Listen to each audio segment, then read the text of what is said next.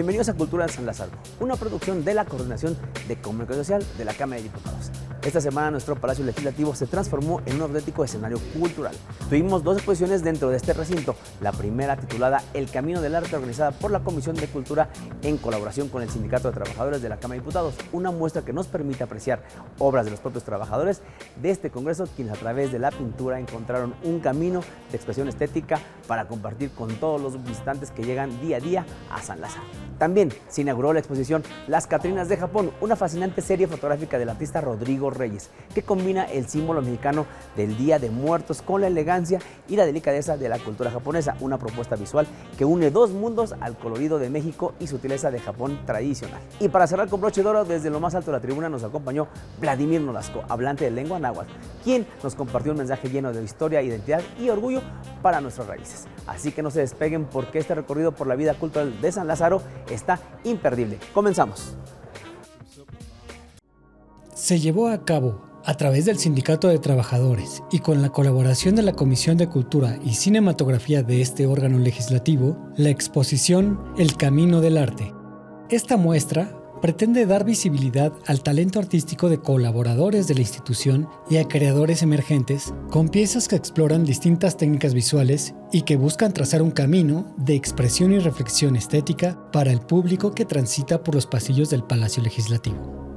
Durante el evento inaugural se destacó que el arte no solo embellece los espacios públicos, sino que también promueve un ambiente de diálogo y de introspección en un recinto que usualmente se asocia con lo estrictamente legislativo.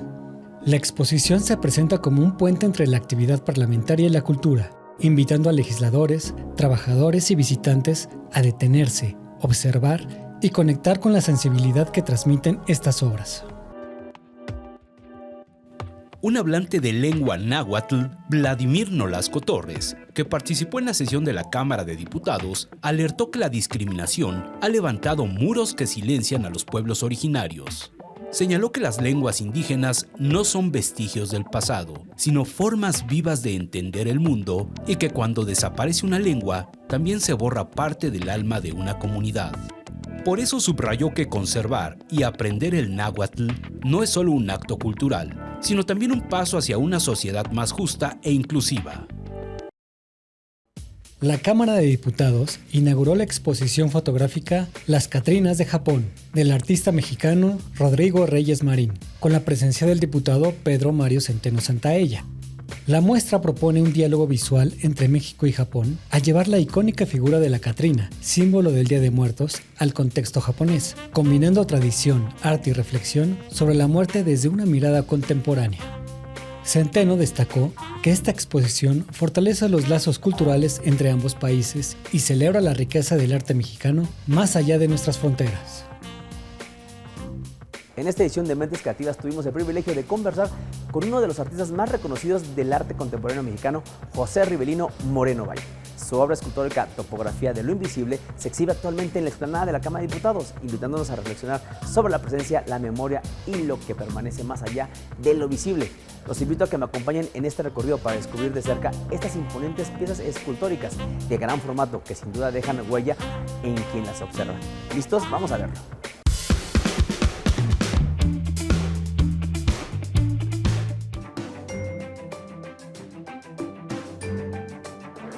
Para mí es interesante estar por primera vez dentro de un espacio donde se construyen las leyes de mi país y sobre todo donde se discuten muchos temas que yo en mi obra suelo tratar, como la libertad de expresión, la autocensura, la igualdad, el respeto.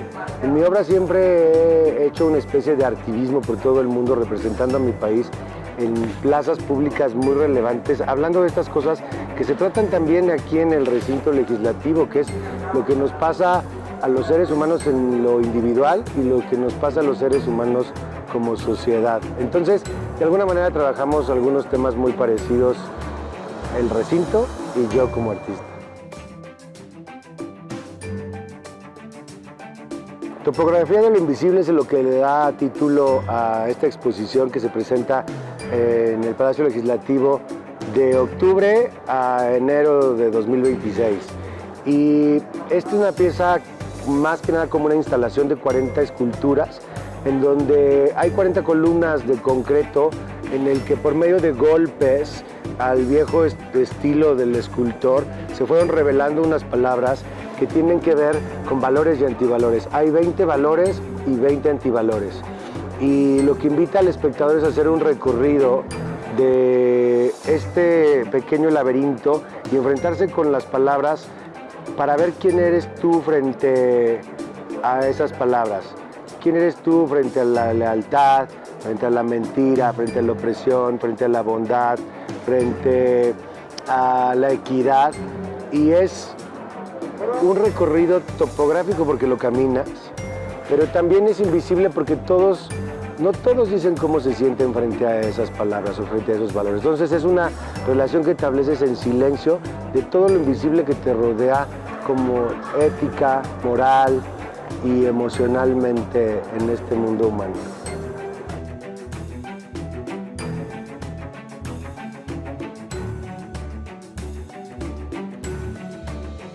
La serie Amuletos del Aire son como de las piezas que más me han acompañado a lo largo de mi carrera. Quería tener un objeto como esas piedritas que sobamos y guardamos y metemos en un morralito y que lo llenamos de cositas. Yo quería crear mi propio amuleto que me protegiera de las cosas que me iban pasando. Entonces desarrollé una serie de figuras que coloco en los espacios privados y públicos y funcionan como una antena que cuando corre el viento, y aquí en esta explanada de la Cámara de Diputados corre mucho el viento, entonces me pareció interesante traer estas piezas porque se activan y es como si expandieran una energía que te protege. Es una creación completamente mía porque todo está en contacto con el viento. Entonces el viento, mi pieza corta el viento, lo parte en dos, pero el viento también la acaricia, la toca y va de arriba abajo. Y en algunos lugares donde suena mucho, incluso lo puedes escuchar. Entonces es una serie de antenas que atrae la energía de todo lo que toca el viento.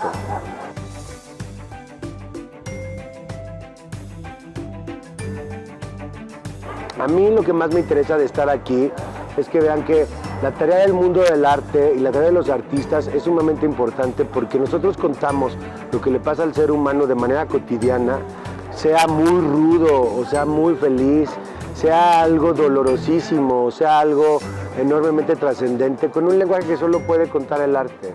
El arte tiene, pues yo diría que más tiempo contando este tipo de cosas que la política.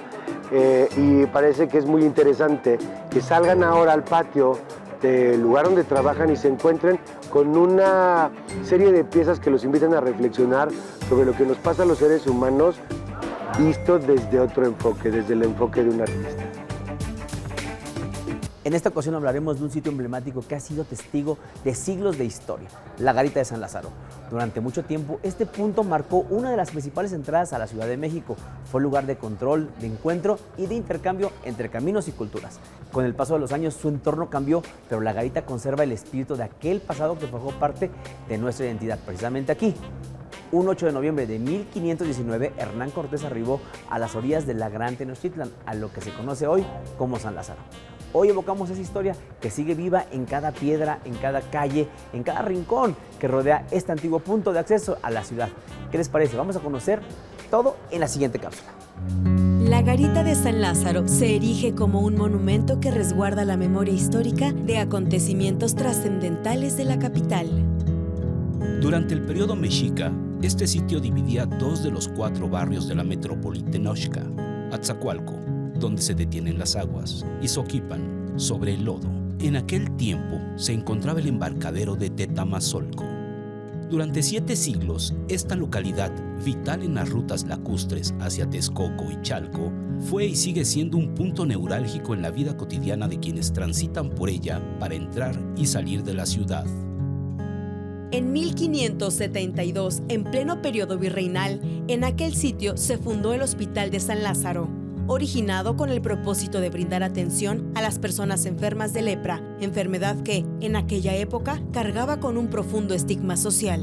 Desde tiempos coloniales, a esta zona se le conoce como San Lázaro, nombre que en el tiempo arraigó su identidad y originó la denominación Garita de San Lázaro, construcción contemporánea a la época del hospital y referente geográfico perdurable en la historia de la ciudad.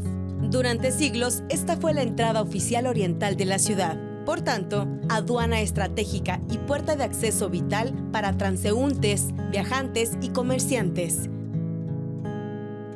Con el tiempo, su importancia trascendió su función inicial y la transformó en un símbolo del control y autoridad, así como en un punto de referencia clave para la delimitación de la ciudad. Así, desde su construcción, desempeñó un papel crucial en la vigilancia sanitaria, especialmente en una época en la que las enfermedades se propagaban con facilidad. Algunos personajes salían de esta garita escoltados por escuadrones de caballería rumbo a Puebla, lo que muestra la importancia del sitio como punto de partida para misiones gubernamentales. En el siglo XIX, en la época de la independencia y la intervención estadounidense, sirvió como un bastión militar y hospital de sangre, desempeñando un papel crucial en la defensa de la ciudad. En 1856 se empleó como punto de referencia para estudios geográficos del Valle de México. Su riqueza cultural se arraiga en construir un espacio que encapsulaba la vibrante esencia de la vida comercial, costumbrista y cotidiana del corazón de la sociedad mexicana de aquel entonces. Las crónicas describen que los comerciantes, tras franquear la garita, serpenteaban hacia el corazón de la ciudad a través del canal. Su recorrido, un hilo de agua a través del entramado urbano, los conducía primero al bullicioso barrio de la Merced. En ese momento, el camino hacia Puebla iniciaba formalmente desde la garita, transformándose con el tiempo en la actual Calzada Ignacio Zaragoza. La ruta ferroviaria interoceánica que vinculaba el Golfo y el Pacífico inició su operación en 1878 en los terrenos de la garita. Los arcos que permanecen son testimonio de uno de sus accesos principales. La Revolución Mexicana dejó huella con el transitar de figuras como Emiliano Zapata y sus ejércitos, razón por la cual el nombre de una de las calles que da acceso al Palacio Legislativo brinda homenaje a la presencia en estos terrenos del héroe revolucionario. Fue también espectador silencioso de la partida al exilio de Porfirio Díaz a bordo del tren interoceánico en un convoy compuesto por 3 ferrocarriles, con rumbo a Veracruz. Curiosamente, al cerrar el ferrocarril y construirse la terminal de autobuses de pasajeros de Oriente, así como las estaciones del Metro San Lázaro y Candelaria, la zona conservó su vocación original, punto de arribo y partida de comerciantes, transeúntes y turistas.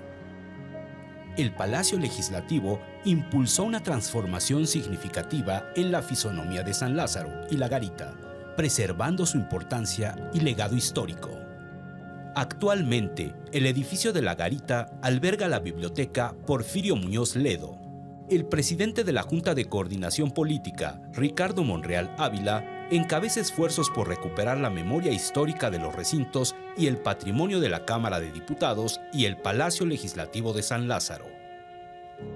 La garita de San Lázaro, antaño epicentro de la vida comercial y costumbrista del oriente de la capital, donde la sociedad mexicana del pasado entretejía sus días entre tradición y comercio, persiste como un eco nostálgico y monumento histórico que revela la evolución de nuestra urbe capitalina.